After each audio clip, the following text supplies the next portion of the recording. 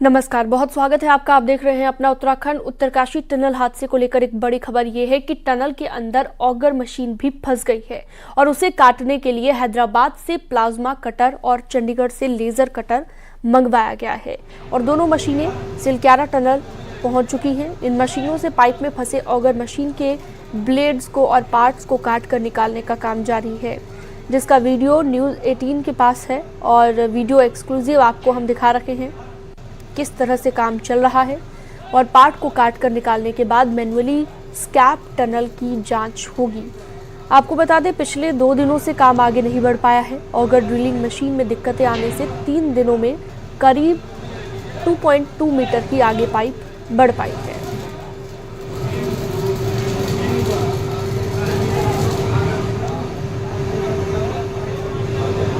तो जैसा कि हमने आपको बताया कि अभी तक 2 दिनों से काम आगे नहीं बढ़ पाया है, क्योंकि लगातार अब कोशिश ये की जा रही है मैन्युअली ही निकाला जाए सभी मजदूरों को, क्योंकि 10 मीटर का जो डिस्टेंस बाकी बचा है उसमें ऑगर मशीन फंस गई है और ऑगर मशीन के ब्लेड्स को भी काटने की कोशिश अब की जा रही है। अभी सुबह से प्लाज्मा मशीन जो हैदराबाद से आई है उसने काम करना शुरू कर दिया है और तेजी से कटिंग हो रही है।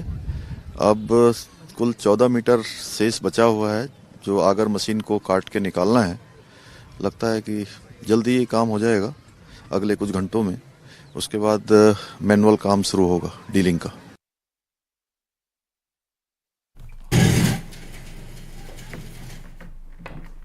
तो जैसा कि हमने आपको बताया कि हैदराबाद से प्लाज्मा कटर मंगवाया गया है, उसके बाद ही रेस्क्यू ऑपरेशन आगे बढ़ पाएगा। हालांकि अभी तक काम रुका हुआ था और अब एक बार फिर से काम शुरू हो गया है। कटर के जरिए अब ऑगर मशीन को काटा जा रहा है ताकि डायरेक्टली पहुंचा जा सके मजदूरों तक। तो प्लाज्मा कटर ऑगर मशीन के लिए मंगवाया गया हैदराबाद से और उसके बाद अब आगे काम बढ़ा है, लेकिन पहले जो उम्मीद की जा रही थी कि बहुत जल्द मजदूर बाहर आ जाएंगे, उसमें अब थोड़ी सी मुश्किल आ गई है, लेकिन अब प्लान बी पर काम किया जा रहा है।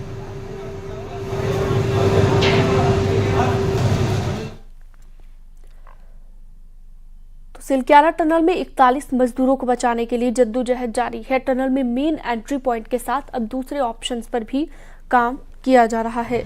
शनिवार शाम को वर्टिकल ड्रिल का काम शुरू हो गया, जिससे एक सही ऑप्शन अब माना जा रहा है।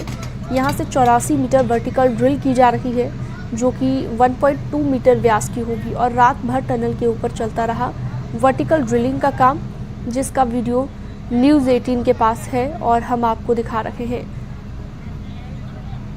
45 मीटर तक अभी तक ड्रिलिंग का काम किया गया था।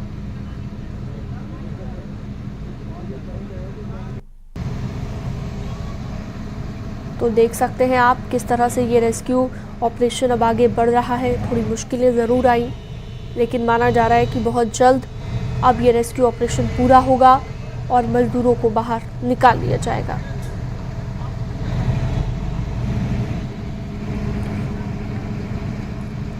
चलिए सीधा रुख करते हैं। सतेंद्र बर्तवाल हमारे साथ ग्राउंड जीरो से लाइव जुड़ चुके हैं।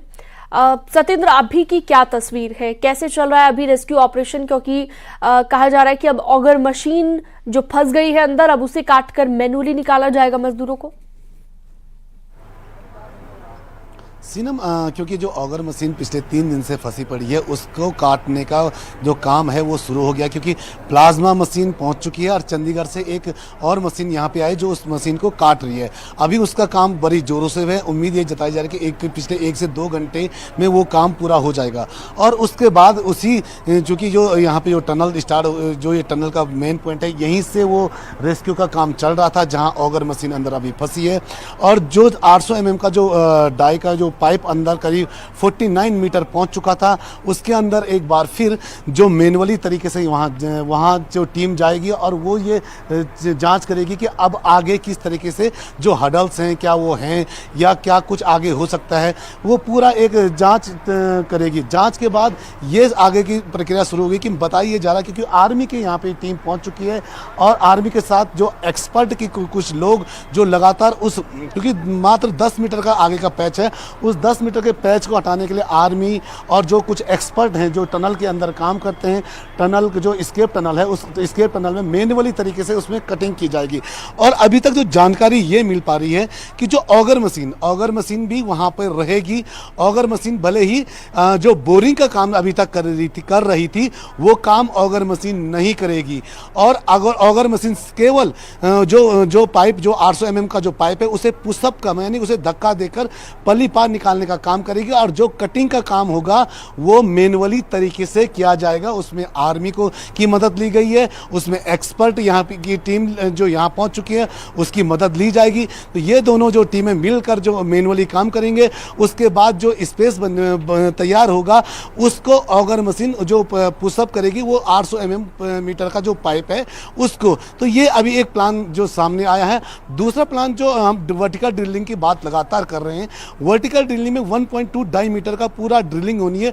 लेकिन उससे पहले अभी ये जानकारी मिली है कि RVNL की टीम वर्टिकल काम करना शुरू कर दिया है और वो फिलहाल 6 mm यानी 6 mm का एक पाइप इंस्टॉल कर रही है, यानी 6 mm का एक गड्ढा तैयार कर रही है। वो करीब 25 से 30 मीटर उन्होंने गड्ढा तैयार भी कर लिया है। और उसके बाद जो SJVNL की जो टीम है जो बड़ी मशीन के साथ 1.2 डायमीटर का गड्ढा तैयार करेगी, यानी कि उससे ऊपर वर्टिकल ड्रिल करेगी। तो उसके बाद ये शुरू किया जाएगा। यानी पहले ये देखा जा रहा है कि कहीं कोई दिक्कत ना आए, कोई जो टनल में जो लोग हैं उनको कोई खतरा तो नहीं। इस खतरे को भांपने के लिए हम ये कह सकते हैं कि पहले जो छोटी टनल तैयार की जा रही है 6 mm की, और उसके बाद ही जो 1.2 डायमीटर की जो टनल बनेगी जो रेस्क्यू का काम करेगी उसको भी शुरू किया जाएगा। लेकिन ये बड़ी अभी जो दो जो प्लान है उन पे काम किया जा रहा है। सीनम बिल्कुल सत्येंद्र, जैसा कि आपने बताया कि अब दूसरे प्लान पर चूंकि काम किया जा रहा है, सामने से अब नहीं निकाला जाएगा मजदूरों को, वर्टिकल ड्रिलिंग भी हो रही है, यानी कि प्लान बी पर भी काम शुरू हो गया है। अगर हम सामने से बात करें, क्योंकि माना ये भी जा रहा है कि अगर ऑगर मशीन को काट कर वहां से आगे बढ़ा जाता है, वहां से अगर मैन्युअली निकाला जाता है मजदूरों को, तो पहले जो 10 मीटर का डिस्टेंस बाकी था, लगभग कितना डिस्टेंस रह गया होगा अब बाकी? बिल्कुल सीनम, क्योंकि वो जो डिस्टेंस है वो अभी बना है, यानी 10 मीटर का ही वो डिस्टेंस है। जब 800 mm की जो टनल का जो पाइप है वो पल्ली पार, यानी कि जो उन मजदूरों जो 41 जिंदगियां पिछले 15 दिनों से वहां फंसे उन तक पहुंचेगा। ये 10 मीटर का ही वो पूरा गैप है। और उस गैप को दूर करने के लिए यहाँ पे आर्मी की भी अब मदद ली गई है। एक्सपर्ट की टीम यहाँ पहुंच चुकी है। ये वही एक्सपर्ट है जो छोटी टनलें होती हैं, यानी कि छोटा स्पेस होता है, वहाँ वो मैनुअली तरीके से काम करती हैं। उनके पास जो हथियार होंगे वो मैनुअली हथियार होंगे, छोटे छोटे गैस कटर, छोटे छोटे ड्रिलिंग मशीनें।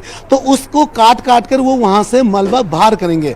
और जैसे ही वो एक स्पेस तैयार करेंगे वैसे ही ऑगर मशीन पीछे से पुशअप करती रहेगी। ये अभी एक पूरा प्लान तैयार किया गया है।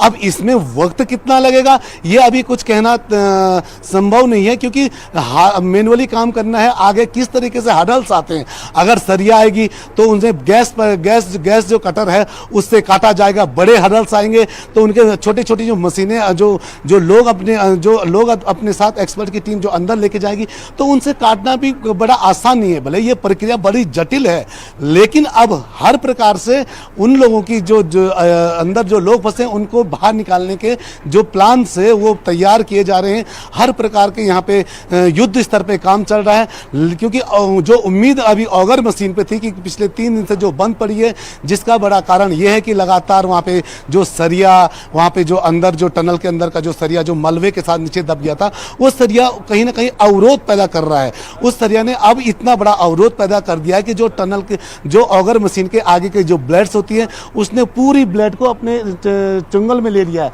जिसके कारण अब जो प्लाज्मा मशीन यहाँ पहुंची है वो उन ब्लेड्स को काट रही है। अभी जो मैनुअली, क्योंकि जब पहले यहाँ पे जब तक प्लाज्मा मशीन यहाँ पे नहीं पहुंची थी तो उनको मैनुअली काटा जा रहा था, जिनको अगर हम बात करें कल सवेरे, यानी कल सवेरे से आज सवेरे तक करीब 25 मीटर से 30 मीटर के बीच बताया जा रहा है कि उनको मैनुअली काटा गया था। लेकिन जो ब्लेड हैं वो करीब 49 मीटर तक हैं, क्योंकि 49 मीटर पर हैं, जिसको काटने के लिए यहाँ पे प्लाज्मा मशीन बुलाएगी और प्लाज्मा मशीन अब काम कर रही है और वहाँ उनको धीरे धीरे एक उम्मीद ये जता रही कि अगले 2 से 3 घंटे में प्लाज्मा मशीन जो कटर अंदर पहुँचे उनको पूरा बाहर निकाल लेगी और उसके बाद फिर मैनुअली तरीके से आर्मी के साथ जो एक्सपर्ट की यहाँ पे टीम आई है वो लोग अंदर जाएंगे और जो पहले जो सरिया है उसको काटेंगे, उसको बाहर लेके आएंगे। उसके बाद जितने प्रकार के हडल्स हैं या जितनी प्रकार के जो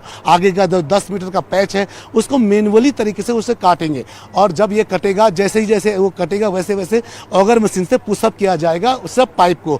ऑगर मशीन का काम जो अभी तक का ड्रिलिंग का है उसको बताया जा रहा है कि अब ऑगर मशीन को ड्रिलिंग का काम नहीं दिया जाएगा क्योंकि लगातार सरिया, लोहा और कई प्रकार के जो हडल्स हैं वो सामने आ रही हैं। तो अब उम्मीद अब ये जता रही कि जो मैनुअल तरीके से काम होगा और जो वर्टिकल तरीके से काम होगा। अब ये फिलहाल ये 2 ऑप्शन अभी दिख रहे हैं, यहाँ से एक राहत की सांस मिल सकती है और जल्द से जल्द उन लोगों तक पहुँचा जाए इसके लिए हर प्रयास संभव किए जा रहे हैं। सत्येंद्र, आप बने रहिएगा हमारे साथ। एक बड़ी खबर अपने दर्शकों को पहले बता देते हैं। सिलक्यारा टनल में रेस्क्यू प्रभावित हो सकता है, बर्फबारी से सुरंग में रेस्क्यू में देरी हो सकती है और रेस्क्यू करने वाले कर्मियों की मुश्किलें बढ़ सकती है।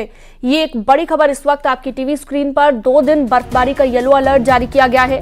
27 नवंबर से उत्तराखंड में बर्फबारी का अलर्ट जारी किया गया है और इसकी वजह से माना जा रहा है कि रेस्क्यू प्रभावित हो सकता है। आज 15वां दिन है रेस्क्यू का और आज ये येलो अलर्ट जारी किया गया है। अगले 2 दिन के लिए बर्फबारी हो सकती है और इसका सीधा इफेक्ट पड़ सकता है रेस्क्यू पर। सत्येंद्र बर्तवाल हमारे साथ लाइव जुड़े हुए हैं लगातार। सत्येंद्र, अभी वहां पर मौसम कैसा है? एक बार तस्वीरें दिखाइएगा। अभी तो धूप खिली हुई दिखाई दे रही है, लेकिन अगले 2 दिन के लिए मौसम विभाग ने बर्फबारी का येलो अलर्ट जारी किया है।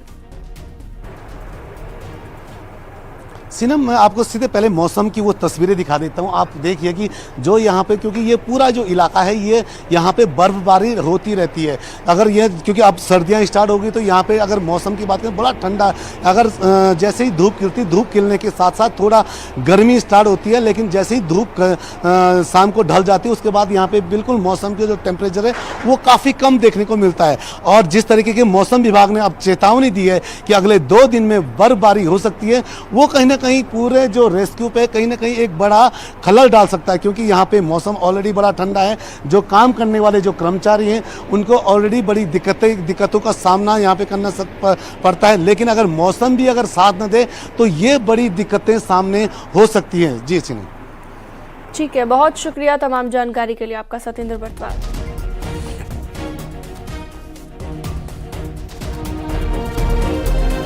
तो उत्तरकाशी टनल में फिलहाल ऑगर मशीन खराब होने से हॉरिजॉन्टल ड्रिलिंग का काम रुका हुआ है और मशीन को काटकर अब बाहर निकाला जाएगा। उसके लिए हैदराबाद से प्लाज्मा कटर मशीन मंगवा ली गई है। एनडीएमए के मुताबिक अभी 2 तरीके अपनाए जा रहे हैं और तीसरे को भी आजमाया जाएगा। एनडीएमए के मुताबिक ऑपरेशन लंबा खिंच सकता है, इसलिए मजदूरों का मनोबल बढ़ाया जा रहा है। उनके लिए गेम्स खेलने के लिए कुछ मोबाइल फोन अंदर भेजे गए हैं। एनडीएमए के मुताबिक आज ऑगर मशीन ठीक हो जाएगी और उसके बाद मैनुअली खुदाई करने का काम शुरू होगा। मशीन से पाइप को पुश करने का काम किया जा रहा है और कुछ वक्त इसमें लग सकता है। टनल के अंदर अब भी 41 मजदूर फंसे हुए हैं और सभी की हालत ठीक बताई गई है।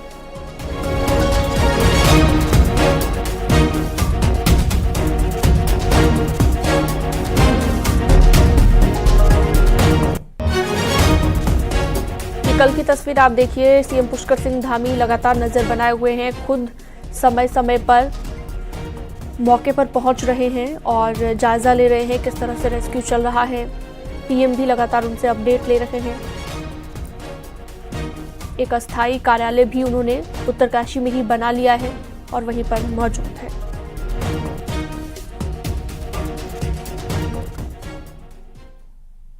विज्ञान के साथ अब आस्था को भी जोड़ा जा रहा है। टनल के बाहर बने बाबा बोगनाग मंदिर में इंटरनेशनल ड्रिलिंग और अंडरग्राउंड स्पेस संगठन के अध्यक्ष अर्नोल्ड डिक्स, जो कि ऑस्ट्रेलिया के नागरिक हैं और टनल के अंदर जाने से पहले वो भी मंदिर में माथा टेकते हैं, पूजा करते हैं, साथ ही भगवान से प्रार्थना करते हैं कि जल्द मजदूर बाहर आए।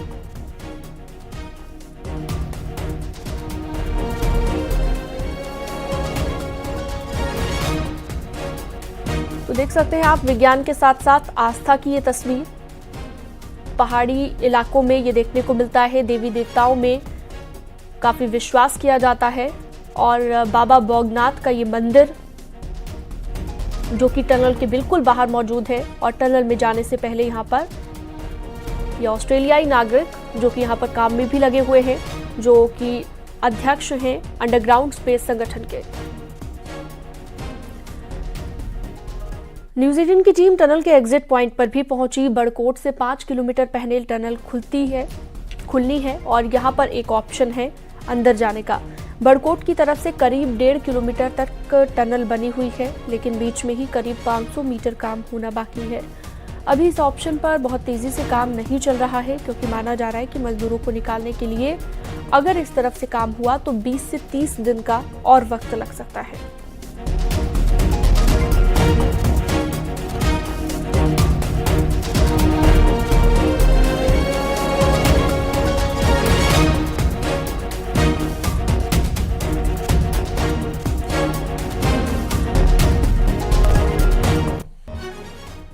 नैनीताल के पास एक बड़ा सड़क हादसा हुआ है। कोटाबाग ब्लॉक बाघनी पुल के पास हादसा हुआ, जिसमें कार गहरी खाई में गिर गई। हादसे में 5 लोगों की मौत हो गई।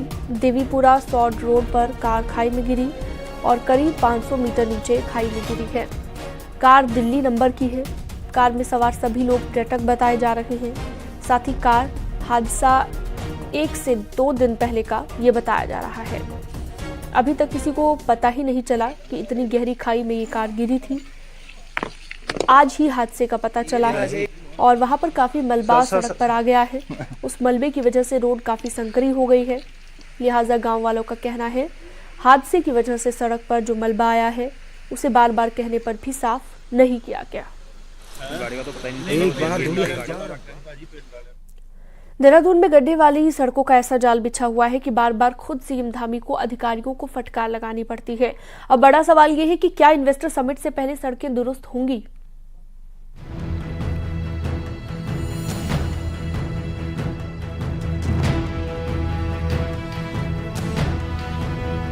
देहरादून में इन्वेस्टर समिट को लेकर जोरों शोर से तैयारियां हो रही है और उससे पहले 30 नवंबर तक मुख्यमंत्री ने अधिकारियों को अल्टीमेटम दिया है कि शहर की सड़कें गड्ढा मुक्त हो जाए। रिस्पना बिंदाल जीएमएस रोड सहित कई जगह सड़कें चकाचक भी की गई है, लेकिन अभी भी कई ऐसे सड़कें हैं जिससे गुजरना किसी चुनौती से कम नहीं है। लेकिन ना तो नगर निगम और ना ही क्षेत्रीय विधायकों की इन पर नजर है। अब ये सड़क जब बन रही थी तो ये इतनी ही बनी है, देखिए आप, जो ये पूरा एरिया कवर भी नहीं किया गया है। और जब बरसात हो रही थी, इस वक्त बहुत ज़्यादा बरसात हुई है, बहुत पानी हुआ है, टूटा है, हमारे उधर भी जंगल में भी काफ़ी कटा हुआ है। तो ये सड़क पिछली बार भी ऐसी कुछ हुआ था यहाँ पे, तब ये इतना बनाया गया था, ये पूरा प्रॉपर नहीं बनाया गया, ढंग से नहीं बनाया गया, जिसकी वजह से कच्चा रह गया है। अब विधायकों का अपना दर्द है। उनका कहना है कि उनको काम करने में दिक्कत अधिकारियों की कार्यशैली के चलते आ रही है। मुख्यमंत्री खुद भी कई बार अधिकारियों को अल्टीमेटम दे चुके हैं। मुझे दिक्कत, मुझ जैसे आदमी को दिक्कत है, जितना एक्सपीरियंस्ड आदमी है, जो उस नगर निगम को भी जिसने चलाया है, जो सरकार में भी बैठा हुआ है, 38 साल से राजनीति कर रहा है शहर के अंदर, क्या कुछ नहीं किया होगा मैंने 38 सालों में। मुझ जैसे आदमी को भी चीफ सेक्रेटरी और सेक्रेटरियों से उलझना पड़ रहा है, बोलना पड़ रहा है, और उसके बाद भी चीजें ठीक नहीं हो पा रही हैं, तो चला कौन रहा है इन अधिकारियों को? अब 30 नवंबर तक सड़कों का हाल कितना सुधरेगा ये तो पता नहीं, लेकिन इतना जरूर है कि पीडब्ल्यूडी नगर निगम के साथ विधायकों को भी अपने क्षेत्र की सड़कों का हाल देख लेना चाहिए। नहीं तो गाड़ियां इसी तरह हिचकोले खाती रहेंगी और इन सड़कों पर कब हादसे हो जाएंगे पता भी नहीं चलेगा। न्यूज़ 18 के लिए देहरादून से भारती सकलानी उनियाल की रिपोर्ट। और अब देखते हैं पहाड़ की 10 बड़ी खबरें फटाफट अंदाज में। कोटद्वार के जशोधरपुर इंडस्ट्रियल एरिया में स्टील फैक्ट्री में जीएसटी ने छापा मारा, 4 करोड़ की चोरी पकड़ी। बागेश्वर में हिंदूवादी संगठन के नेता पर रेप करने का आरोप लगने के बाद पूरे प्रदेश में कांग्रेस ने प्रदर्शन किया। कोटद्वार के गबर सिंह आर्मी कैंप में आज से शुरू होगी आर्मी भर्ती रैली। आईआईटी रुड़की में एलुमनाई अवार्ड सेरेमनी का आयोजन, 10 पूर्व छात्रों को अपने क्षेत्र में बेस्ट काम करने पर सम्मानित किया। अल्मोड़ा में 30 नवंबर को करोड़ों की योजनाओं का शिलान्यास और लोकार्पण। नैनीताल से सीएम धामी वर्चुअली हरी झंडी दिखाएंगे। अल्मोड़ा के आर्मी पब्लिक स्कूल में वार्षिक खेल महोत्सव मनाया गया। पदक जीतने वाले खिलाड़ियों को सम्मानित किया। काशीपुर में एक शराब व्यवसायी ने आबकारी अधिकारी के साथ अभद्रता की। कोतवाली में मामला दर्ज। बीजेपी अनुसूचित जाति मोर्चा संविधान दिवस को धूमधाम से मना रही है। 11,668 बूथों पर कार्यक्रम। विकसित भारत संकल्प यात्रा की तैयारियों को लेकर चमोली में बैठक का आयोजन। भव्य बनाने पर चर्चा। बागेश्वर में उंगिया सौराग पुल के टेंडर 2 साल पहले यहां पर जारी कर दिए गए थे, लेकिन अब तक यहां पर पुल नहीं बना है।